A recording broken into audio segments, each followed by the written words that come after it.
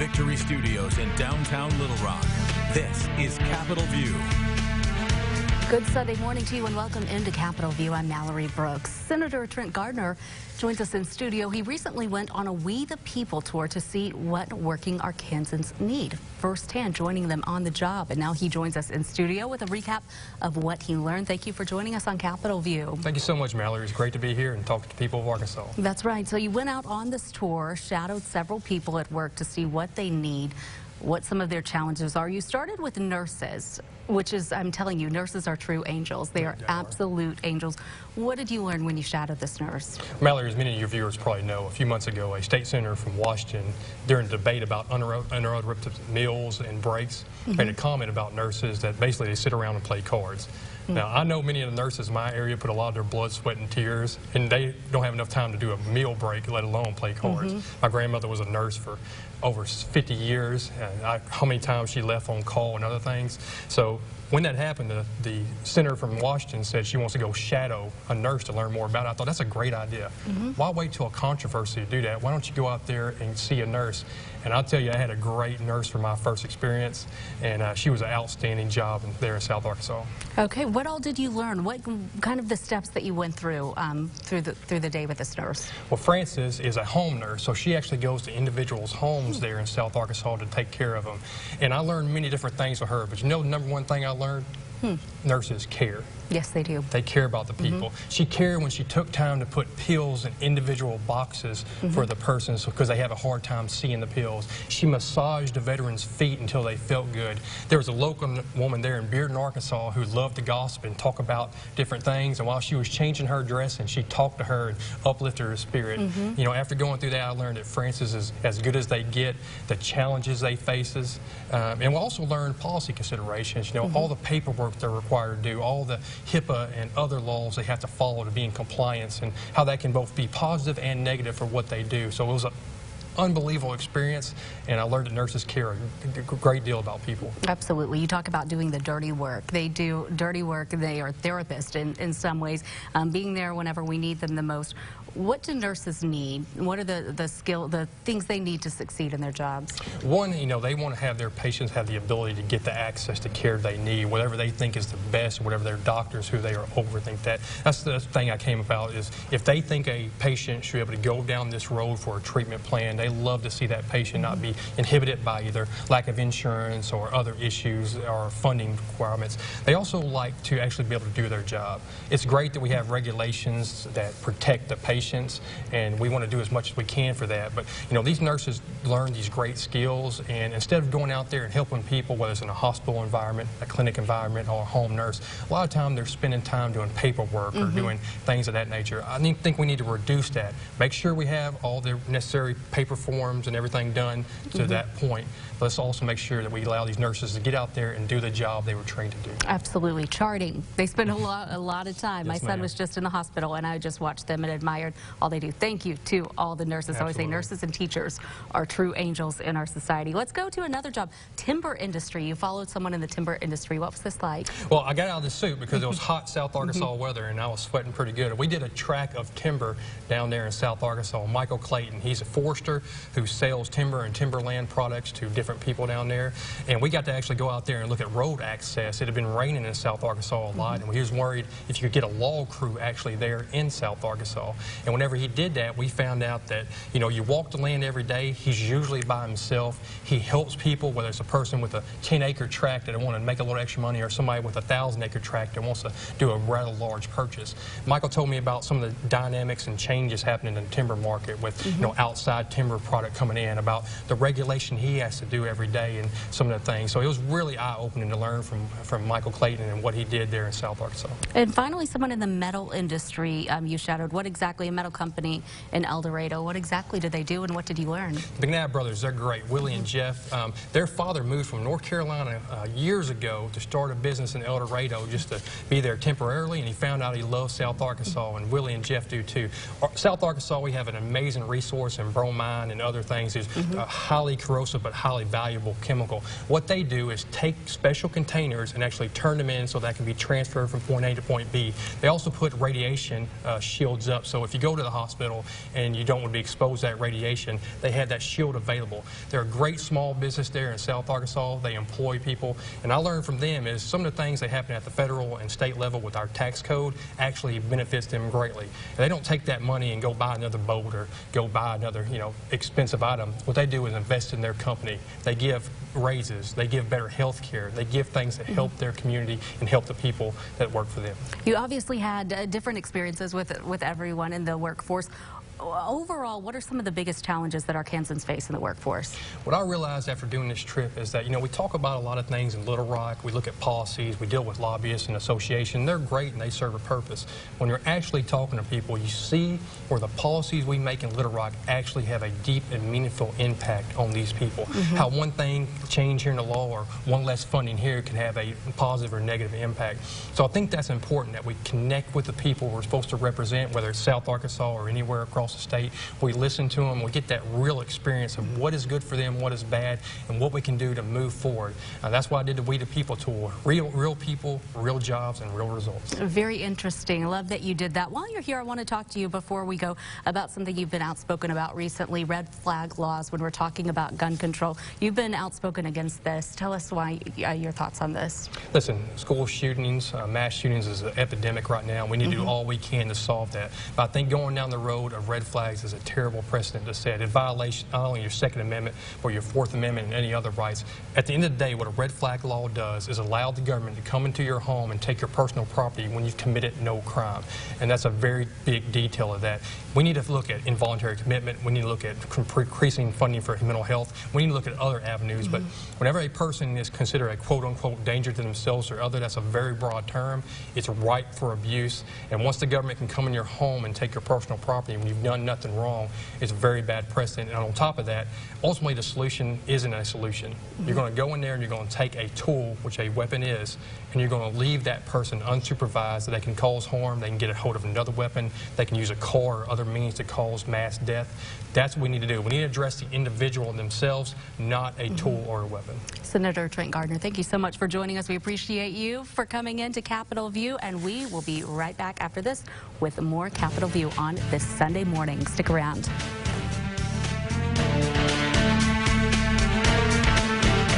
New ice cream cookie sandwiches from Sonic. Delicious cookies and real ice cream are on a summer reunion tour. They taste so good live. Hurry in for Sonic Nights. New $1.49 ice cream cookie sandwiches and half-price shakes after 8. Ends Labor Day. I switched from Dodge. We switched from Ford. I switched from Ram. I switched to Chevy. We switched to Chevy. We switched to Chevy. For dependability. For these guys. And just look at it. We switched to Chevy. See for yourself why people are switching at the Chevy All-Star Open House. Get over $4,500 below MSRP on this Equinox. Plus, current GM owners get an additional $1,000 cash allowance. See your Arkansas Best Chevy dealer. Sold it, sold it, sold it. Attention luxury home buyers and real estate investors. Jonesboro Absolute Real Estate Auction, Thursday, September 5th at 10 a.m. with an incredible 5.6-acre luxury estate with a 6,450 square foot home with 4 bedrooms and 6 bathrooms built in 2001 with a grand winding staircase, imported marble floors, columns, and top-of-the-line appliances. Private stock lake with fountain and waterfront gazebo. Sell regardless of price to the highest bidder. Go to wilsonauctioneers.com. Sold it, sold it, sold it.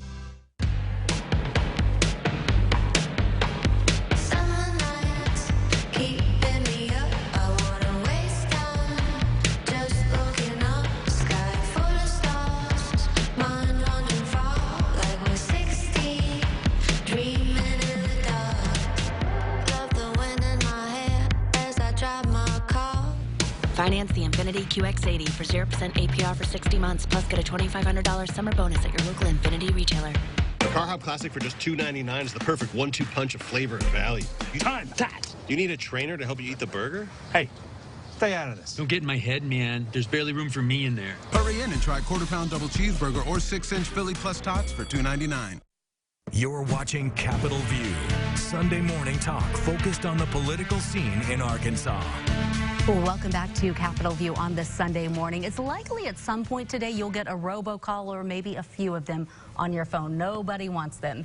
The effort to stop them has been difficult and ongoing, but Attorney General Leslie Rutledge announced this week a new effort, this one relating to anti-robocall principles. Something everybody wants to see. She joins us in studio this morning on Capitol View. Thank you for joining us. Well, thank you. Well, this is something that every side wants, is robocalls to end. You announced a big initiative talking about principles, a big announcement in D.C. this week. Tell us about it. Exactly. All Arkansans, all Americans are sick and tired of these robocalls, and not only are we tired of them, but they cost people millions of dollars in their life savings every single day, every single year. So this past week, I was in Washington, D.C. with attorneys general from across the country, and as well as phone providers, laying out principles that the phone providers are going to work with the private-public sector partnership to make sure that we start cracking down and stopping these robocalls that are costing people, again, their life savings. Whether it's using the technology available to make sure that they trace back to the original caller, that allow call blocking. Most people, they may say, well, Leslie, they'll tell me, say, well, Leslie, I'm on the do not call list. And I tell them, well, criminals do not abide by the do not call list. Legitimate, good companies do. And so what we're trying to shut down are these criminal activity, particularly criminal activity that's occurring out of country, changing the caller ID to look like a local number. So whether it looks like a 501 number, a 870, 479, you name it, these criminals are using that spoofing technology, and what we set out to do and will continue to do is to shut down these robocalls. And so the principles is what we're talking about at this point, anti-robocall principles. This has been almost 2 years in the making. You've been working on this. What exactly will this do? Well, essentially, again, we laid out with and partnered with AGs from across the country looking into this, as well as working with our telecom providers to make sure that they have the technology to do what we're asking them to do, and if not, they need to get it. And so these principles talk about call blocking to make sure consumers have it, to make sure that the telecom communications have that available to trace back phone calls to the original call, but it also ensures that essentially they tag every single phone call, and to have those contracts available and rather being used by all of the phone providers, because essentially if you tag the phone call and it goes through various entities, if someone doesn't have that technology they're using, then that call becomes lost and we're not able to trace it back. And this is these principles that we laid out with the other AGs and the telecom providers is going to do a great deal to put these criminals on notice that we're going to spend the resources and the time and the energy to stop these calls. And it also puts our phone companies on notice that states, we're tired of it. And it's taken advantage of too many people, and we must use the technology available to stop it. You've been working on this for years now. You urged the FCC to enable telephone carriers to block illegal robocalls before they even reach consumers. Did this help at that point? It did, and so yes, this is a multifaceted approach, and so the announcement that we made in D.C. was just one of many things. And so we pressured the Federal Communication Commission to relax the rules on phone providers so they can block these calls. Now we must insist that our phone providers do in fact block the calls. If they see a call originate out of country, perhaps Jamaica or India, somewhere just out of the United States, much less, you know, and certainly even someone down the road, but if they change the caller ID for nefarious, bad intentions, it's my belief that that call should be blocked. It should not go through to my sweet little mother-in-law and to where she gets, you know, her home phone rings and rings and rings constantly. As I travel across Arkansas, everyone is telling me, Leslie, please stop these calls. And so that's what we're working on, because again, too many people, they fall prey to someone claiming to be the IRS, claiming to be the Social Security Administration, claiming to be a grandchild in jail, and all of these things are preying on Arkansas elderly, Arkansas veterans, and people are sick of it and they're losing money. And you hear these complaints, like you said, all the time. How many complaints to your office? Many that you get, probably daily. Well, we get, in the last couple of weeks, we have actually seen an increase in the number of calls into the office. We've received over 300 more phone calls into the office, predominantly about robocalls, than we had in the weeks prior to that. And we've made a big push to have public service announcements for Arkansans to learn about the various common scams. The one that breaks my heart the most is the grandchild in jail, because essentially these caller will say, you know, hi grandma or hi grandpa, and the person on the other end of the phone will say, oh, is this, you know, is this Leslie, is this Mallory? Oh, sure, and they just start giving away the name. And so the sweet grandma or grandpa gives the name and says, you know, if you know, my grandparents, which I don't have any alive, but they would say, oh, I thought you were in Little Rock. Oh, I am in Little Rock. So you're getting and so all you that. accidentally give away the information, and that's what we're trying to educate people not to inadvertently fall prey, because you're giving back the information to them, and they're just using that against you. And you don't want, of all the people to be preyed on, you don't anyone to be preyed on, but our sweet elderly, be sure and take care of them. I want to move on now to the abortion law. A preliminary injunction issued. Your office filed an appeal with the 8th Circuit. Where do we stand now with this? Well, this deals with 3 of the laws that were passed recently, and the local federal judge, Judge Baker, issued a injunction, and we filed an appeal within 3 minutes. We anticipated this, and so we immediately filed an appeal up to the 8th Circuit. These 3 laws deal with, first, looking out for women's health, protecting the health of women by requiring that a board-certified OBGYN be the person to perform an abortion if one is to be performed.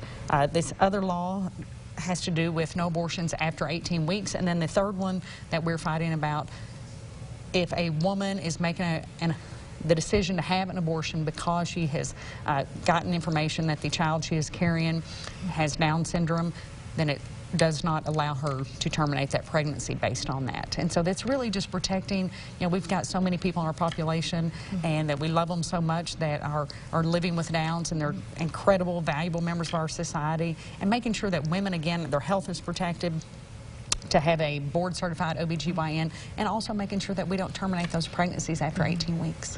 Very important. Vaping is a hot topic right now. We talk about it all the time in the news, and we're really starting to see the impact it's having on young people. Some of the statistics are pretty staggering. This is something you're passionate about. It is, and as I've traveled across Arkansas, every single school superintendent I've spoken with, middle school principal, high school principals are telling me that kids are vaping at astronomical rates. And we've had young students as young as 5th graders bring a vape to school. We've had a 3rd grader using a vape. We've had a kindergartner bring a vape to school. Wow. And so just imagine, you know, these kids are having access to it. They have no idea what's going into their systems, into their bodies. A pod that goes into a vape contains about the same amount of nicotine as an entire pack of cigarettes. So imagine a 12-year-old smoking an entire pack of cigarettes. And so we are doing a big push to educate young people about the dangers of vaping, as well as the vapes can blow up in one's face. I spoke to an EMT the other day in North Arkansas who they had taken a kid to the hospital because this young person, a vape blew up in his face.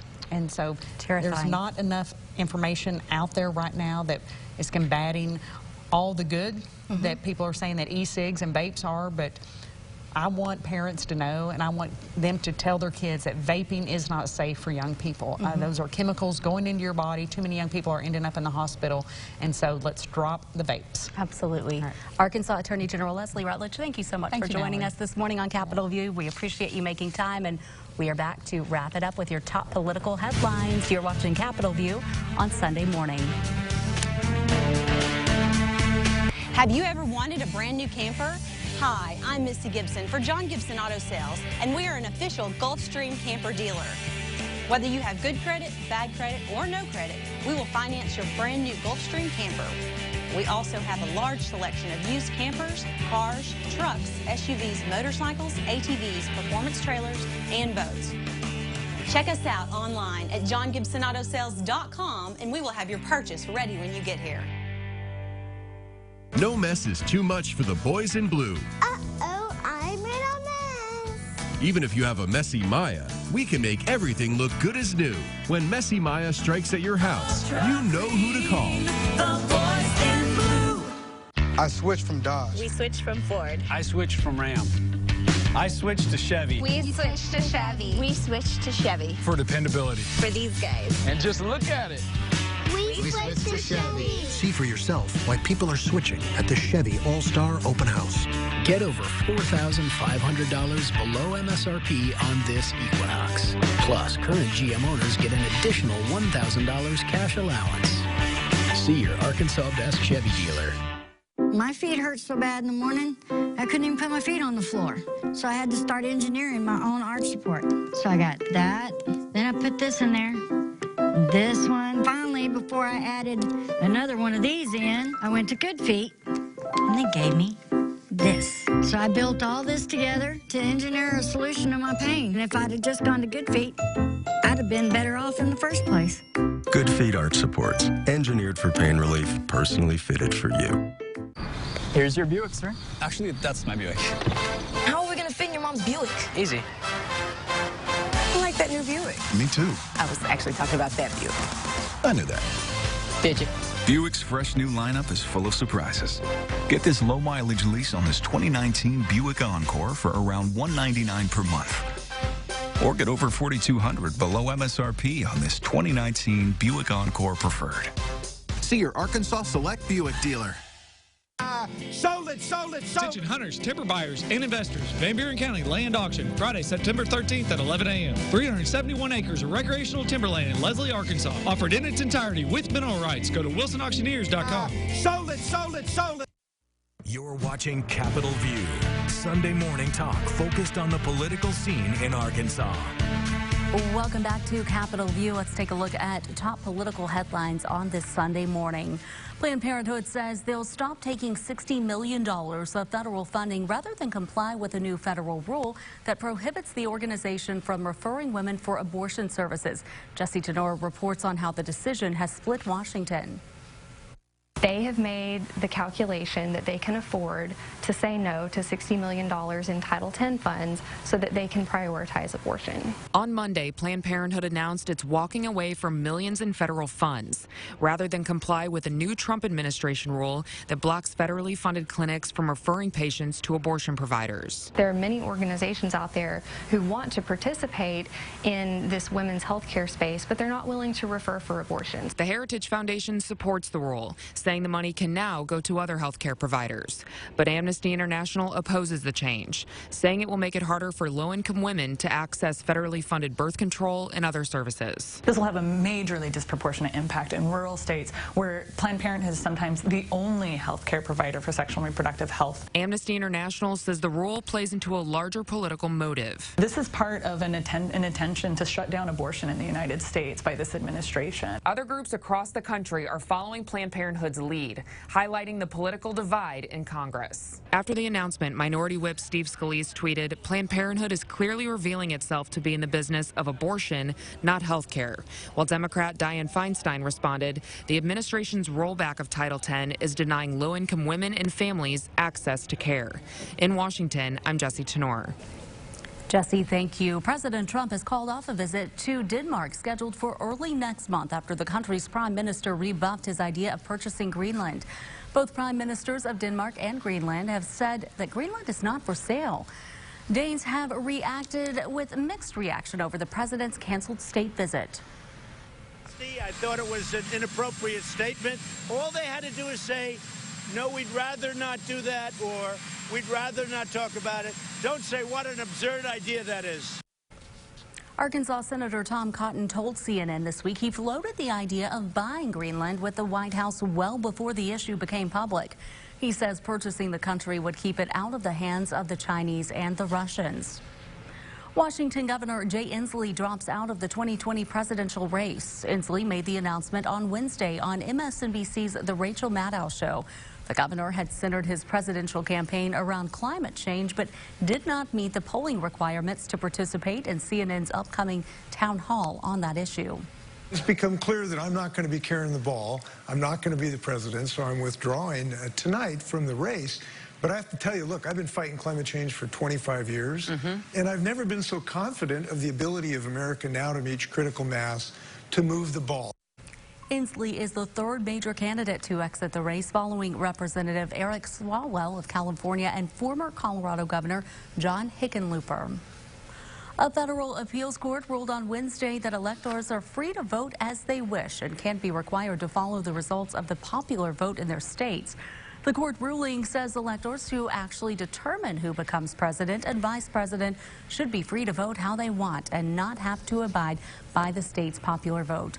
President Trump won the 2016 presidential election despite winning fewer popular votes than Hillary Clinton. The governor of Arkansas taking time to talk to county leaders in Hot Springs. It was the annual Association of Arkansas Counties Conference. Asa Hutchinson addressed the crowd, touting some of his policies that impact rural Arkansas, from broadband to substance abuse programs. The historic flooding also took center stage with the governor's creation of the Levee Task Force and now a new 911 board. Governor Hutchinson also reminding counties to apply for grants for community projects available through the Arkansas Economic Development Commission. It's a competitive program that can be accessed through AED's website you see on your screen right there. And we are back to wrap it up after this. You're watching Capitol View on Sunday morning. Get that pile of clothes out of your way. At FFO Home, this 4-drawer chest is an amazing $98. Don't pay double that elsewhere. Take yours home today. At FFO Home, get the lowest price every day. We're home. Let's go. What kind of SUV is that? It's a brand new Buick Enclave. That really makes it easy to unload all those little maniacs. Sure does. Hey, honey, we should get one of those and have like a ton more kids. Yeah, I love that. More kids. Yeah. Introducing the all-new Buick Enclave, tomorrow's SUV for today's family. Get over $5,800 below MSRP on this 2019 Buick Enclave Avenir. See your Arkansas Select Buick dealer. Need a spot to rest your rear? Your choice of overstuffed dual reclining or luxurious leather comfort. Don't shell out 1,000 clams. At FFO Home, they're only $698. And take it home today. At FFO Home, get the lowest price every day. You're watching Capitol View, Sunday morning talk focused on the political scene in Arkansas. And that is it for today's show. Thank you so much for joining us for Capitol View on this Sunday morning. We have an all-new episode coming up next week. Join us for that. In the meantime, have a wonderful weekend.